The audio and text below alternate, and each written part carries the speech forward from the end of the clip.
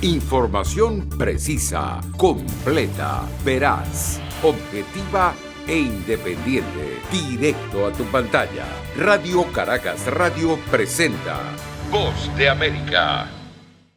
Las de Pfizer y AstraZeneca son las dos vacunas contra el COVID-19 disponibles actualmente para Venezuela a través de COVAX. Sin embargo, el gobierno de Nicolás Maduro descarta recibir esta última debido a las complicaciones que se han registrado en países donde las han aplicado y asegura que va a escoger la vacuna con la que inmunizará a la población venezolana. En el caso del fármaco de Pfizer, se requieren condiciones especiales de refrigeración que Venezuela no está en capacidad de garantizar, entre otras cosas, por los continuos cortes eléctricos que se registran en el país, explica Alejandro Crespo, presidente de la Sociedad Venezolana de Pediatría filial Aragua, quien subraya que si no empiezan a llegar vacunas con un flujo más regular, difícilmente se podrá lograr la inmunización del 70% de la población y considera que en este momento la mejor opción es la de AstraZeneca.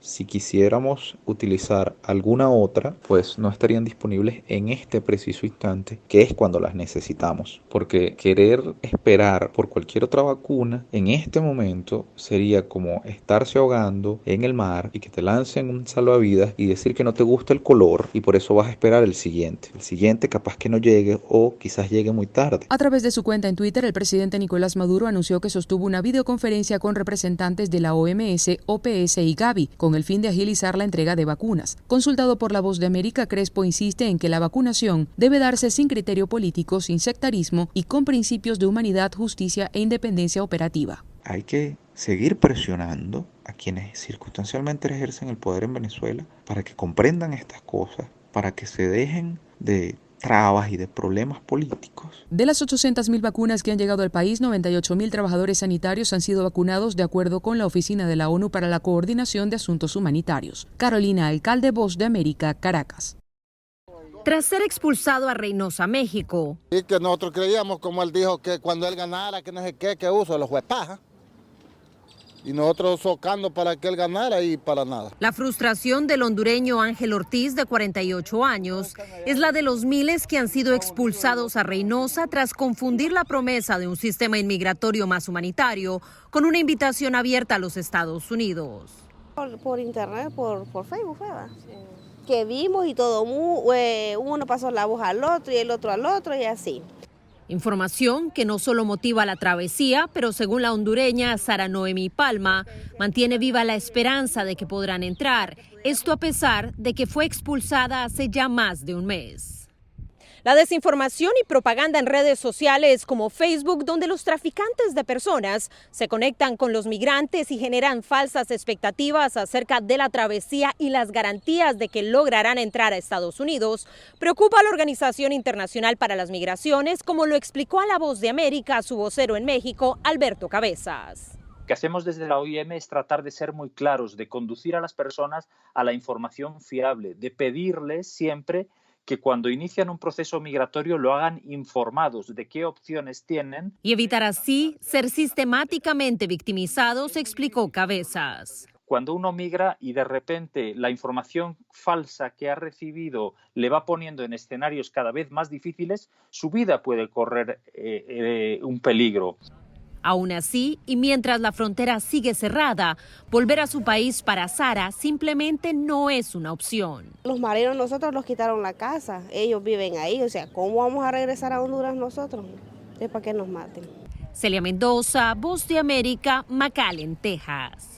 El movimiento al socialismo, el partido de gobierno en Bolivia, no logró alcanzar su objetivo de conseguir un triunfo en 4 departamentos del país que el fin de semana fueron a elecciones en segunda vuelta y que según los primeros datos no oficiales favorecieron a los candidatos de la oposición. El politólogo Franklin Pareja explicó a La Voz de América que este escenario será complejo porque aunque la oposición haya logrado 6 de 9 gobernaciones, el movimiento al socialismo tiene presencia mayoritaria en las asambleas legislativas departamentales. Las futuras autoridades a gobernador van a tener que entrar en procesos intensos de negociación y tradicionalmente el movimiento al socialismo no es un partido pactista, la tradición es ser bastante obstructivo. Por otro lado, el lento procesamiento de los resultados oficiales generó críticas hacia el Tribunal Supremo Electoral, que aún no tiene una fecha definida para presentar los datos al 100% de las actas escrutadas, aunque anticipa hacerlo en el curso de estos días. Al respecto, el experto en tecnología y director programático de la Organización Asuntos del Sur, Cristian León, realizó este análisis. Se ha priorizado la efectividad de los resultados y la integridad de la información a un costo muy alto, que es la celeridad de tener resultados, la digitalización misma del proceso y la mayor eficiencia en general. En tanto, el expresidente y jefe de campaña del Movimiento al Socialismo, Evo Morales, aunque inicialmente había anticipado una victoria de su partido, reconoció la derrota en esta segunda vuelta electoral.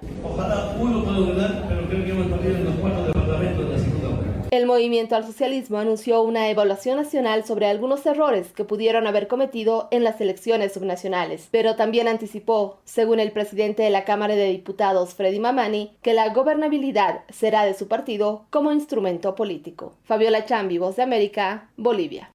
La esperada propuesta de reformas electorales en Nicaragua ya está en la agenda legislativa de la Asamblea Nacional y tras una primera revisión, analistas consultados por La Voz de América advierten que lejos de lo recomendado por la comunidad internacional, la propuesta del oficialismo restringe los derechos políticos de los opositores, entrega el control de las marchas en el marco de la campaña electoral a la Policía Nacional y limita el financiamiento para los partidos políticos. José Antonio Peraza, del grupo promotor de las reformas electorales, considera que la reforma propuesta por la bancada sandinista no abona una salida a la crisis sociopolítica que vive Nicaragua. Lo que sí está claro es que es represiva, que es excluyente, que le está otorgando a la policía cosas que antes eran del Consejo Supremo. Además, la reforma electoral presentada mantiene el control del Frente Sandinista, el Partido Liberal Constitucionalista y demás partidos considerados como colaboracionistas en el Consejo Supremo Electoral, los consejos electorales departamentales, regionales y municipales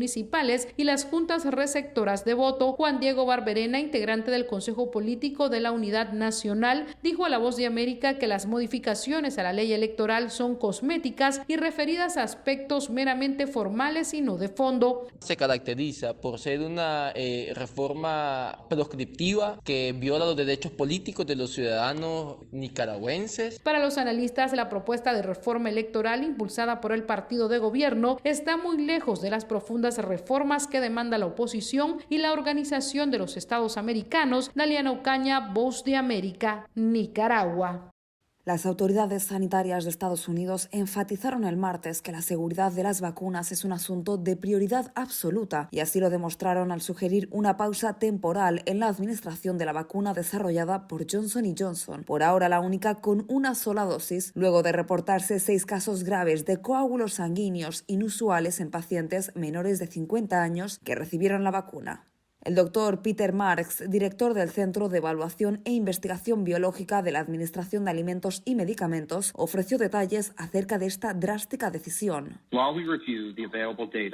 Mientras revisamos los datos disponibles por precaución, la Administración de Alimentos, Medicamentos y los Centros para el Control y la Prevención de Enfermedades recomendamos una pausa en el uso de esta vacuna en los Estados Unidos. En este momento, estos eventos parecen ser extremadamente raros. Dicho esto, la estabilidad de las vacunas contra el COVID-19 es una prioridad para el gobierno federal y nos tomamos muy en serio todos los informes de eventos adversos posteriores a la vacunación. Marks también pidió al personal de salud tomar en cuenta a todos los pacientes que presenten estos síntomas o similares para poder hacer un diagnóstico preciso de la situación. Por su parte, y adelantándose a la posible preocupación de los estadounidenses, Annie Schuchat, la directora adjunta de los CDC, dio las siguientes recomendaciones. Para las personas que recibieron la vacuna hace un mes, el riesgo para ellos es muy bajo en este momento. Para aquellas que recibieron la vacuna recientemente, incluso en las últimas semanas, deben estar pendientes a cualquier síntoma si ha desarrollado dolor de cabeza severo, dolor abdominal, dolor en las piernas o dificultad para respirar. Debe comunicarse con su proveedor de salud y buscar tratamiento médico. Entre tanto, la Casa Blanca está trabajando en coordinación con las autoridades de cada estado para reprogramar todas aquellas citas previstas para recibir la vacuna de Johnson & Johnson y que ahora recibirán la de Pfizer o Moderna. Y en rueda de prensa, el principal epidemiólogo del país, Anthony Fauci, explicó cuáles son los objetivos principales de esta pausa. Realmente permite tanto a la Administración de Alimentos y Medicamentos y los Centros para el Control y la Prevención de Enfermedades investigar más a fondo estos casos para tratar de comprender algunos de los mecanismos de qué sucede y más detalles sobre la historia de las personas que estuvieron involucradas. Quizás arroje algo de luz sobre lo que sucederá y lo que haremos. La otra cosa que permite es concienciar a los médicos. Pocas horas después del anuncio, varios estados detuvieron las vacunaciones de Johnson & Johnson, como en Nueva York, Florida, Virginia y Ohio, además de Washington, D.C., entre otros. Judith Martín Rodríguez, Voz de América. Discriminación, falta de oportunidades y la falta de reconocimiento en las leyes guatemaltecas es la realidad a la que se enfrentan las personas transgénero en Guatemala. Según un estudio realizado por la organización IVOS en 2015, habían alrededor de 4.800 mujeres trans quienes se catalogan como el rostro de la comunidad LGBTI, como nos dijo Gaby Castillo, una mujer trans que ha vivido en carne propia el rechazo de la sociedad. Somos la cara visible de la sociedad LGBT. Salimos a la calle y somos juzgadas desde un principio. Cómo nos vestimos, o cómo andamos, o cómo nos expresamos. Me han insultado y también me han escupido en la cara. Entonces, ha sido difícil. Gaby cambió legalmente su nombre hace 10 años y eso fue un paso importante, pero también explica que ha sido difícil sobreponerse en una sociedad machista y conservadora. Más en la sociedad guatemalteca, por los prejuicios de la moral en la familia y el machismo. La influencia del patriarcado también eso influye. La Defensoría de Personas de la Diversidad Sexual de la Procuraduría de los Derechos Humanos recibe entre 25 y 30 denuncias al año, la mitad de personas transgénero, mientras el Ministerio Público recibe alrededor de 150 denuncias de personas LGBTI y un 25% es de mujeres trans. Henry España, quien está a cargo de esta división, explica que la mayoría de denuncias se dan por discriminación y agresiones. Además, resalta otro elemento que vincula al país con estas personas. Guatemala es un país de tránsito y un país en donde quizá no de permanencia total, pero sí por lo menos temporal, de personas LGBTI, migrantes principalmente hondureñas, ¿verdad? Vienen huyendo de su país y que quieren llegar a México o a Estados Unidos, pasan por Guatemala o que se quedan en Guatemala. Sin embargo, hasta ahora, en Guatemala no hay una ley de identidad de género que les permita ser reconocidas legalmente y exigir el respeto a sus derechos. Eugenia Sagastume, Voz de América, Guatemala.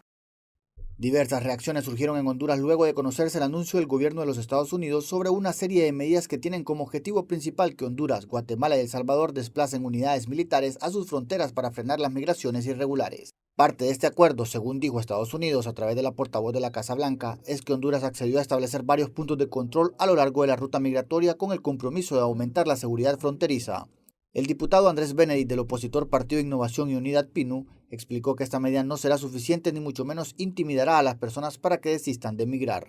Hemos visto con recelo algunas acciones que ha realizado el gobierno de Honduras.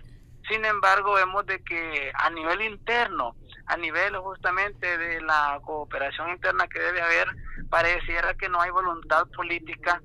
Por su parte, el legislador Walter Chávez del oficialista Partido Nacional explicó que toda la medida que haga conciencia del peligro en la frontera debe ser bien recibida. Mira, los esfuerzos son constantes. El gobierno ha creado la fuerza de atención al migrante y busca hacer conciencia de los peligros que puede tener cada ciudadano al momento de emigrar. En tanto, el canciller de Honduras, Lisandro Rosales, quien formó parte de la delegación del gobierno de Honduras que visitó Washington la semana pasada, hizo algunas aclaraciones. No hubo ningún compromiso por parte de la delegación hondureña para poner militares en las fronteras. El analista en temas migratorios, Graco Pérez, aseguró a La Voz de América que esta determinación tiene varios desaciertos.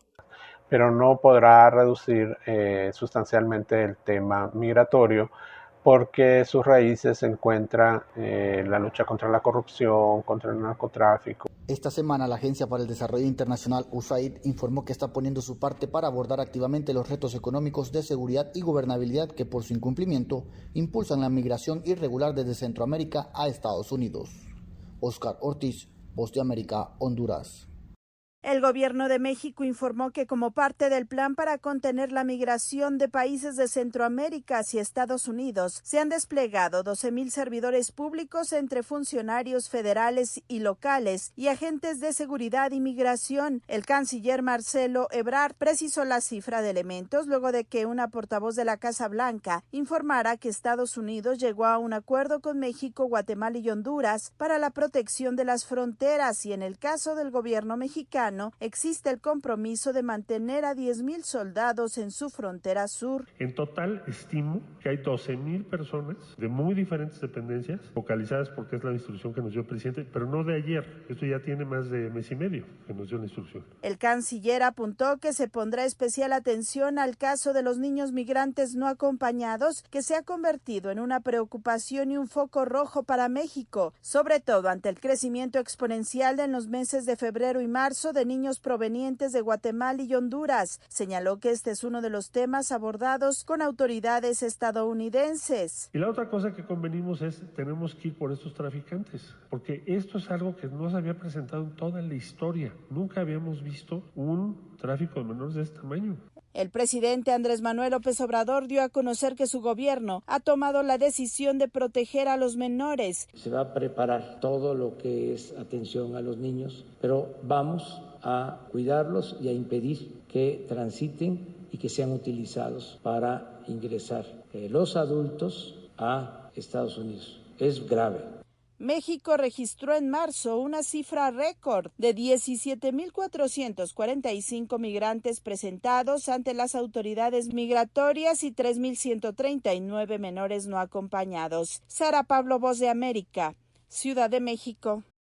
Los procuradores generales de los estados de Texas y Missouri presentaron conjuntamente una demanda contra la administración del presidente Joe Biden con el objetivo de restablecer los protocolos de protección al migrante, MPP por sus siglas en inglés, una política de la era Trump que obligaba a los migrantes que llegaban a la frontera sur de los Estados Unidos a esperar en México mientras solicitaban asilo en Estados Unidos. El presidente Joe Biden, en sus primeros días en el cargo, ordenó al Departamento de Seguridad Nacional desarrollar un programa que reemplace la política conocida como Permanecer en México, que obligó a más de 60,000 solicitantes de asilo a cruzar la frontera y retornar al sur cuando se implementó. Según la oficina del Procurador General de Texas, dirigido por Ken Paxton, el MPP restringe la capacidad de los inmigrantes indocumentados de permanecer en los Estados Unidos durante los procedimientos de inmigración. En la demanda indican que el resultado de esta decisión arbitraria y caprichosa ha significado un gran aumento de migrantes centroamericanos,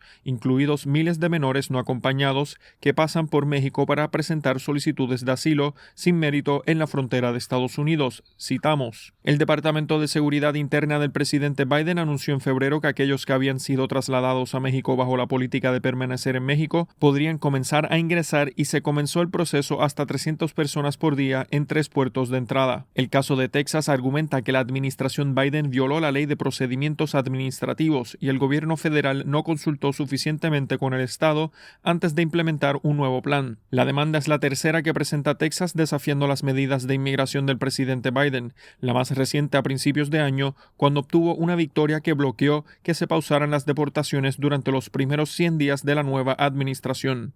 John F. Burnett, Voz de América, Washington. Información precisa, completa, veraz, objetiva e independiente. Directo a tu pantalla.